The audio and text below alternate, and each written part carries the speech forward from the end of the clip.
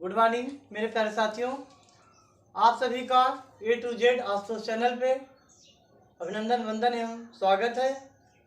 चलिए आज हम लोग शुरू करते हैं। भारतीय संविधान की अनुसूचियाँ। भारत का जब संविधान बनकर तैयार हुआ 26 नवंबर 1949 को, उस समय हमारे भारतीय संविधान में कुल 8 अनुसूचियाँ थीं और बाद में क्रमिक रूप से 4 और जोड़ी गई, जो कुल मिलाकर वर्तमान में 12 अनुसूचियाँ हैं। जब बन के तैयार हुआ था मूल संविधान 26 नवंबर 1949 को, तो उसमें 8 ही अनुसूचियाँ थी। तो आइए हम क्रम से शुरू करेंगे।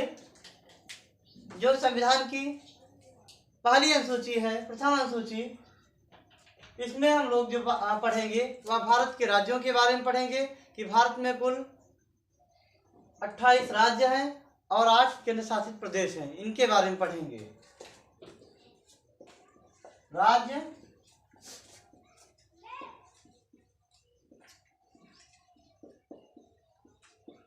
केंद्र शासित प्रदेश के बारे में। वर्तमान में भारत में 28 राज्य हैं,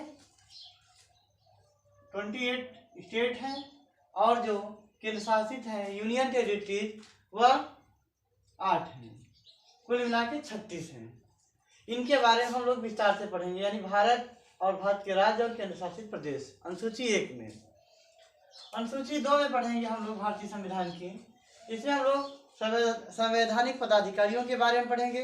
जो संविधान में पदाधिकारी हैं जैसे राष्ट्रपति, उपराष्ट्रपति, प्रधानमंत्री, सर्वोच्च न्यायालय के मुख्य न्यायाधीश, अन्य न्यायाधीश और इनके अलावा राज्यों के मुख्यमंत्री, राज्यपाल, लोकसभा के अध्यक्ष, उपाध्यक्ष, इनके बारे में हम पढ़ेंगे अनुसूची 2 में। भारतीय संविधान की जो दूसरी अनुसूची है, इसमें हम लोग संवैधानिक पदाधिकारियों के बारे में पढ़ेंगे।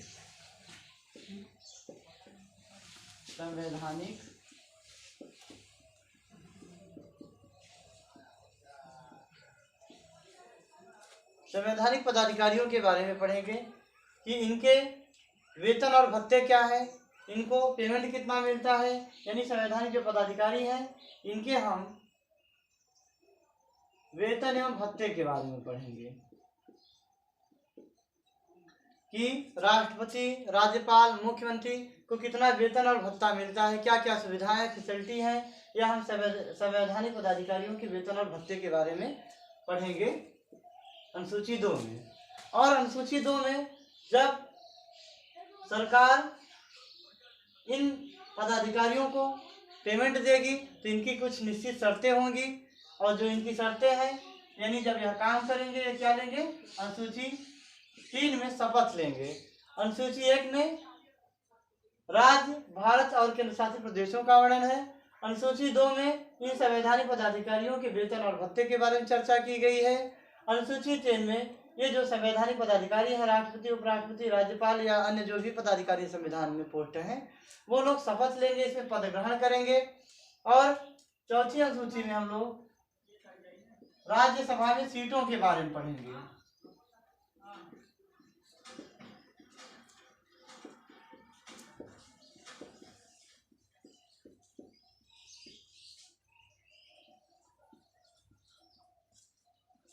राज्यसभा में सीटों का आवंटन माने बंटवारा, यानी किस राज्य में कितनी सीटें बनाई जाए राज्यसभा की, उनके बारे में बात की गई चौथी अनुसूची में संविधान के। और इससे जो राज्यसभा की सीटें हैं, इसमें केंद्र शासित में तो राज्यसभा होती नहीं, यानी विधानसभा जहाँ होती है वहीं पर उन विधानसभाओं में, उन राज्यों की विधानसभा में राज्यसभा के जो सांसद होते हैं, चूंकि संसद के 2 अंग होंगे, एक लोकसभा और दूसरा राज्यसभा, तो इन विधानसभाओं से निर्वाचित किए जाते हैं राज्यसभा के सांसद। तो उन राज्यों में जो विधानसभा की सीटें हैं, उन विधानसभा की सीटों में राज्यसभा की सीटें कितनी होंगी, तो 2 केंद्र शासित प्रदेश है, दिल्ली और पांडिचेरी, जहाँ पर विधानसभाएं हैं, उन 2 विधानसभाओं दिल्ली और पांडिचेरी में भी राज्यसभा की सीटें रहेंगी।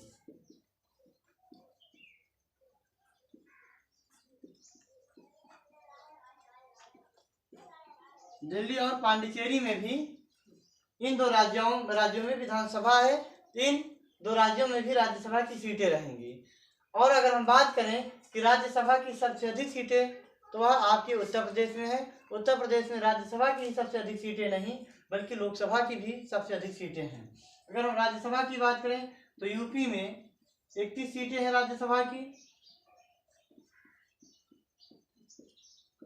और यही हम बात करें सबसे अधिक सीटें लोकसभा की, तो लोकसभा की सबसे अधिक सीटें हैं यूपी में ही, वह टोटल हैं 80 हैं लोकसभा सीटें और 31 है राज्यसभा की सीटें यूपी में, और अन्य अन्य राज्यों में भी जनसंख्या के आधार पर इनका निर्वाचन निर्धारित होता है। तो राज्यसभा की सीटों का आवंटन किया गया है चौथी अनुसूची में। पांचवी अनुसूची में हम लोग पढ़ेंगे SC/ST के नियंत्रण एवं प्रशासन के बारे में।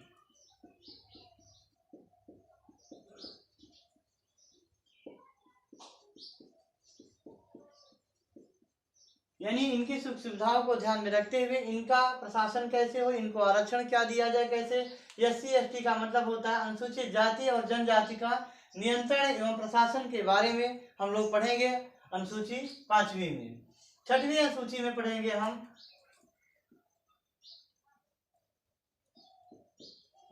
असम, मेघालय, त्रिपुरा और मिजोरम।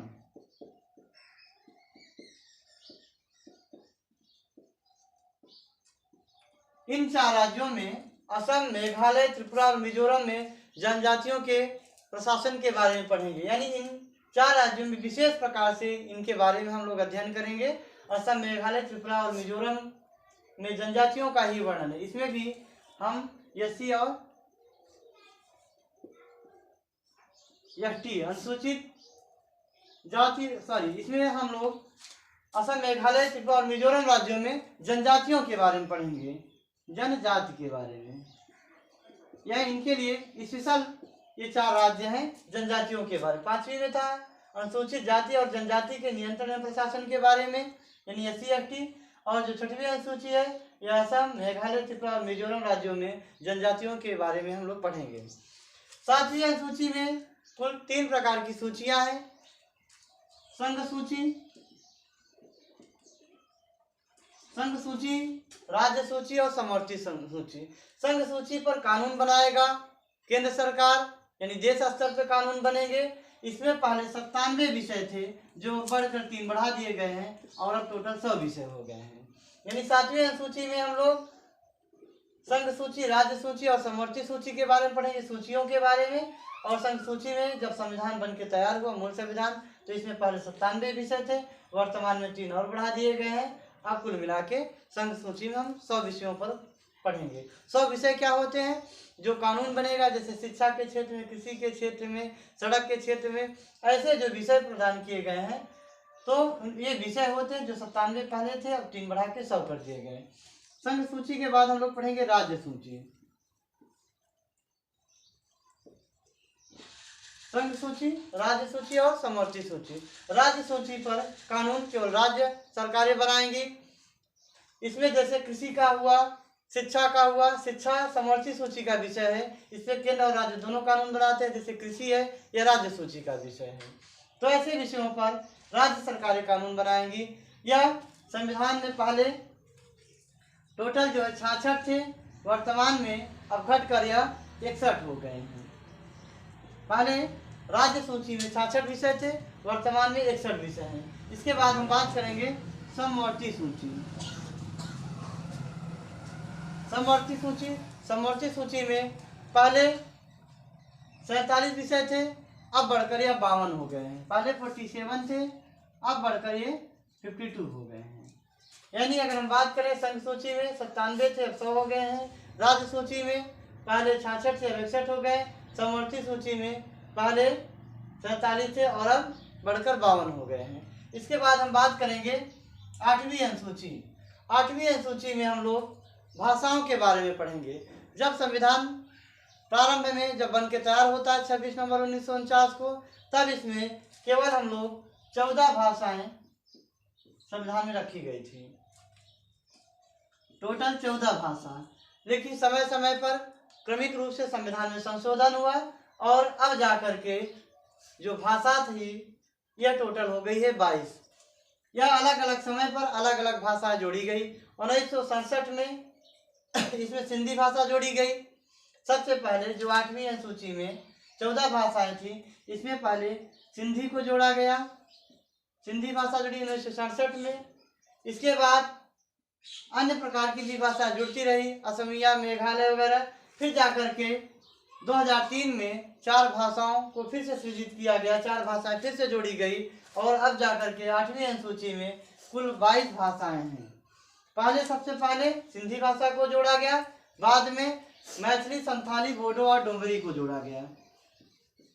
मैथिली,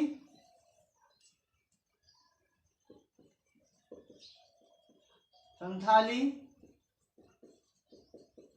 बोडो और डोंगरी को जोड़ा गया। तो अब कुल मिला के 8वीं अनुसूची में 22 भाषाओं का, यानी हमारी अगर बात करें हम भाषा की, संविधान में कितनी भाषाओं का उल्लेख किया गया है, तो टोटल 22 भाषाओं का उल्लेख किया गया है।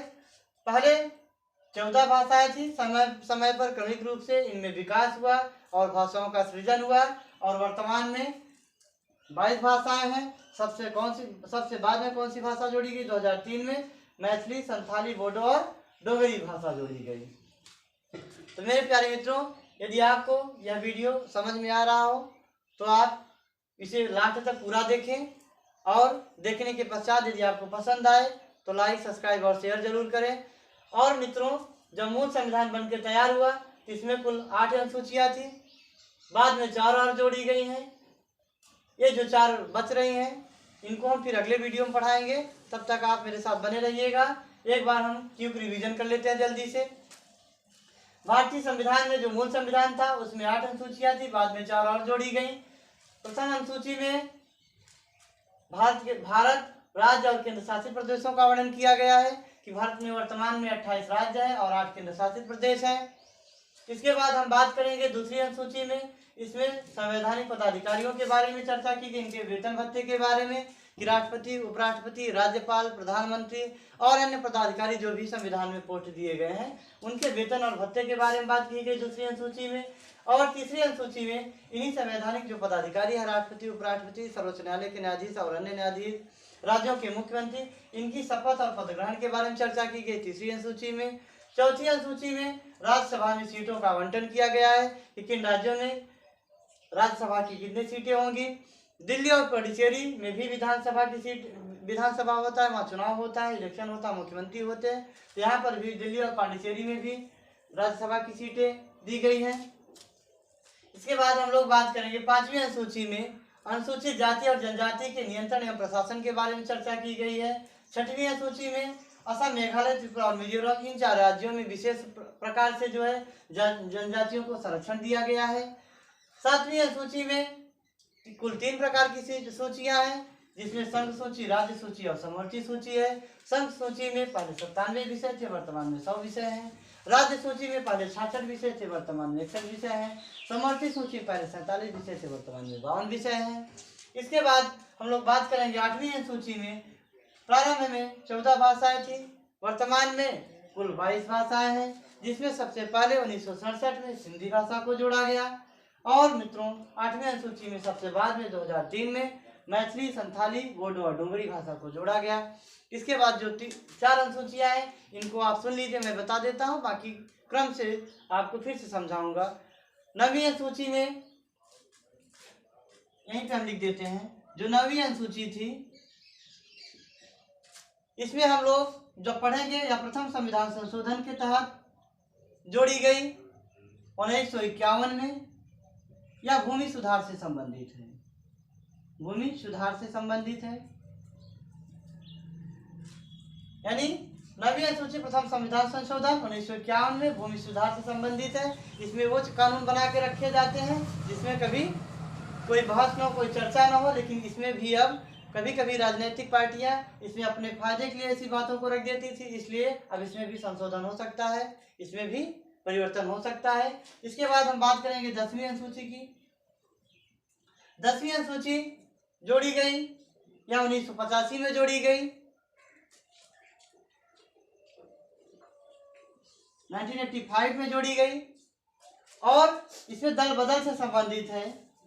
दल बदल, यानी आप एक दल से जब दूसरे दल में जाएंगे, इसके बारे में चर्चा की गई। थोड़ा हम वीडियो लंबा ना हो इसलिए थोड़ा फास्ट करेंगे। 9वीं अनुसूची में प्रथम संविधान संशोधन 1951 में, इसके बाद 10वीं अनुसूची 1985 में दल बदल से संबंधित है। 11वीं अनुसूची जो है आपकी 11वीं या 72वें और 73वें संविधान संशोधन के तहत जोड़ी गई थी। 72वें संविधान संशोधन 73वें संविधान संशोधन के तहत आपकी 11वीं अनुसूची जोड़ी गई है। यह 1992 और 93 में बताया जाता है, क्योंकि 1992 में विधेयक पेश होता है और जब पारित होता है 1993 हो जाता है। तो ऑप्शन में अगर आपको 92 मिलेगा तो 92 मारेंगे और 93 मिलेगा 93 मारेंगे, दोनों ऑप्शन साथ में नहीं मिलेंगे। और यदि दोनों साथ में मिलते हैं तो आप ज़्यादा महत्व 93 को देंगे। तो 11वीं अनुसूची 1993 में जोड़ी गई। और जो 11वीं अनुसूची है यह पंचायती राज व्यवस्था से संबंधित है। पंचायत जो गांव के चुनाव होते हैं, पंचायती राज व्यवस्था से संबंधित है। और जो 12वीं अनुसूची है यह नगर पालिका से संबंधित है। नगर में प्रशासन कैसा हो शहरी क्षेत्र में, इसके बारे में विस्तार से बताया गया है। आई होप यह वीडियो आपको समझ में आया होगा। जय हिंद, जय भारत।